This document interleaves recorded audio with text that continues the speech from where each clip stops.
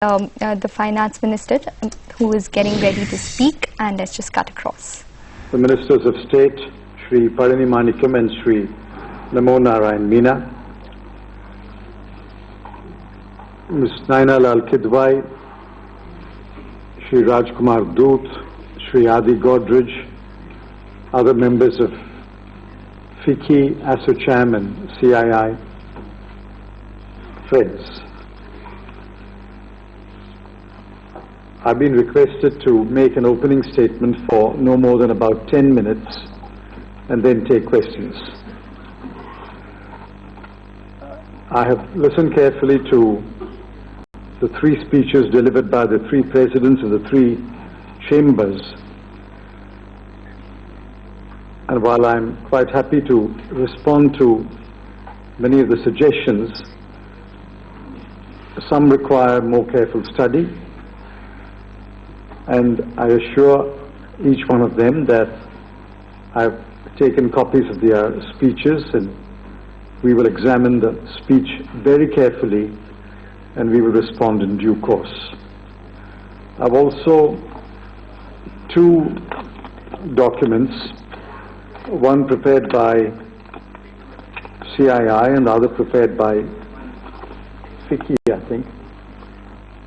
Those are thick documents. I have not had an opportunity to read them, but we will go through those documents carefully, and I will ask both the CBDT and the CBEC, as well as other departments of the ministry, to examine every suggestion made in those documents.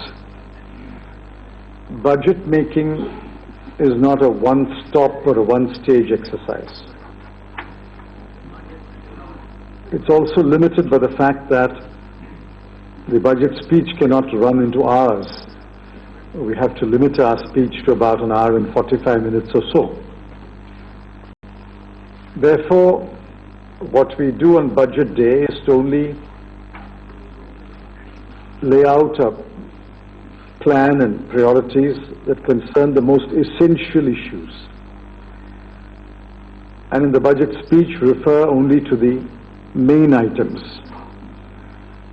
The speech is not made to any particular section, say like industry. It's not made to a particular section like agriculture. The speech is addressed to the whole of India, and there are many different sections of people who have an interest in the speech and therefore deserve to be addressed in a suitable way. Therefore, no particular section's concerns alone can be addressed in a speech. Having regard to all these limitations, I say and I maintain that budget making is not a one-stop or a one-stage exercise. It's a continual process. More work is being done. And when I reply to the debate on the budget, the general discussion on the budget, there will be some more announcements. And then when we reply to the finance bill, there will be some more announcements. Therefore, a number of decisions which are in the making, are in the process of being taken, will be announced in Parliament. Now, having said that, one must look at the budget for 2013-14 in terms of what the objectives were. What were my objectives? The first objective was to signal to the world and to India that we are on the path of fiscal consolidation. In my view, there was nothing more important than that. We were at a point where if we did not declare our commitment to fiscal consolidation and did not take credible measures towards fiscal consolidation, there would be very severe consequences. The first objective was fiscal consolidation, and I believe that we have kept our promise. We have contained the fiscal deficit at 5.2 this year. When the actual numbers come, it may even be slightly better than 5.2. And for next year, we have kept the fiscal deficit at 4.8. The second major concern was, and this was part of the fiscal consolidation, is that we have to finance the current account deficit. Unfortunately, the current account deficit has not been in focus until recently. The budget documents don't reflect anywhere the current account deficit.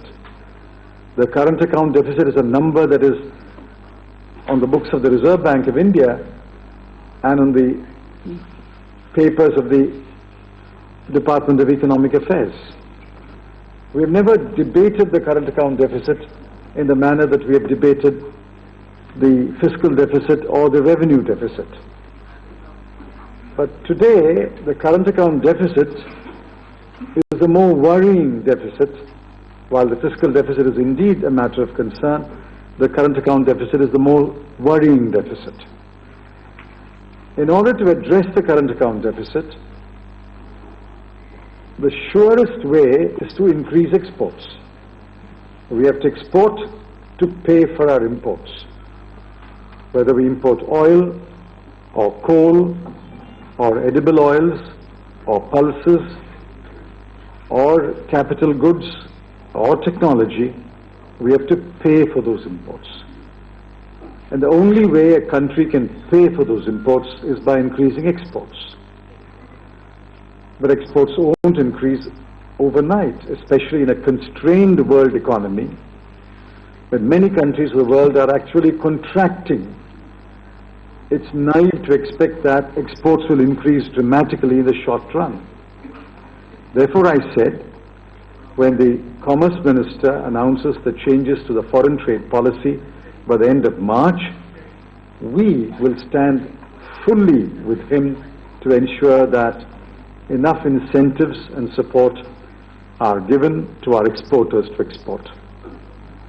But immediate term, I have to ensure that the foreign inflows are adequate and robust.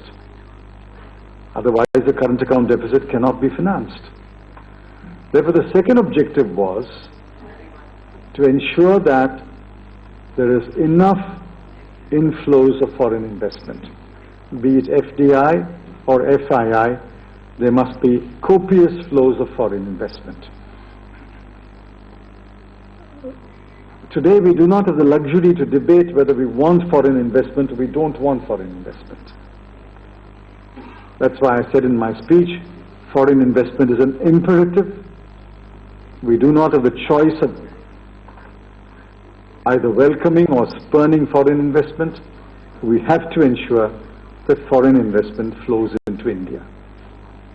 That was the second objective, and I believe enough signals have been given regarding foreign investment. We have to make and keep India an attractive destination for foreign investment. A number of steps have been announced in the budget that will make it easier for foreign investors to invest in rupee instruments. For example, we have simplified the KYC process